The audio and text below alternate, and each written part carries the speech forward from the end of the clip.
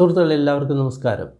നമ്മൾ സാധാരണയായിട്ട് വിചാരിക്കുന്ന ഒരു കാര്യമുണ്ട്, ഈ ഇന്ദ്രിയ സുഖങ്ങൾ, അതായത് ഈ 5 ഇന്ദ്രിയങ്ങളിൽ നിന്ന് കിട്ടുന്ന സുഖമാണ് ഏറ്റവും വലിയ സുഖം. അതിൽ വെച്ച് വലിയ സുഖമില്ല എന്ന് ഈ ലോകത്തിലെ എല്ലാ ആൾക്കാരും വിചാരിക്കുന്നു. കാരണം ഒരു സ്കൂളിലോ കോളേജിലോ അങ്ങനത്തുള്ള കാര്യങ്ങളെ പറ്റിയിട്ടൊന്നും പഠിപ്പിച്ചിട്ടില്ല. ഒരു സൂത്രമുണ്ട്, ബഹുവേദനീയ സൂത്രം.